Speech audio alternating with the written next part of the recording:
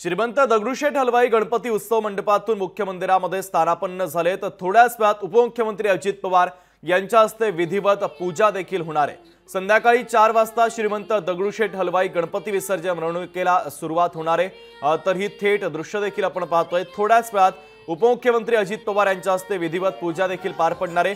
श्रीमंत दगडूशेठ हलवाई गणपती उत्सव मंडपातून मुख्य मंदिरामध्ये स्थानापन्न झालेले आहे। थेट जाऊया, अमोल धर्माधिकारी आपले प्रतिनिधी आपल्यासोबत जोडलेले आहेत। अमोल, दगडूशेठ हलवाई गणपती उत्सव मंडपातून मुख्य मंदिरामध्ये स्थानापन्न झालेत।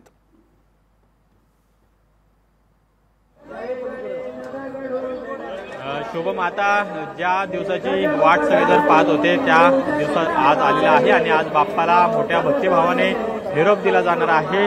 पुणे शहरात संपूर्णपणे बाप्पाला निरोप देण्याची तयारी आहे ती पूर्ण झालेली आहे आणि आता अवघ्या काही वेळानंतर पुण्यातील मुख्य विसर्जन मिरवणुकीला सुद्धा सुरुवात होणार आहे। आता आपण श्रीमंत दगडूशेठ हलवाई गणपती बाप्पाच्या मंदिरा परिसरामध्ये आहोत आणि याच उमांग मलज जो रथ आहे या रथातून श्रीमंत दगडूशेठ हलवाई गणपती बाप्पाची विसर्जन मिरवणूक आहे ती सुद्धा निघणार आहे आणि आकर्षक असा हा रथ आपल्याला संध्याकाळी विद्युत रोषणाईने न्हावून निघालेला पाहायला मिळणार आहे।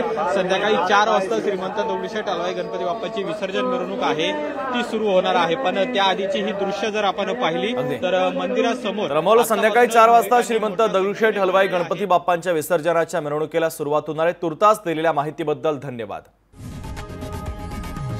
लोकशाही मराठी ऐका, पहा, जागरूक रहा।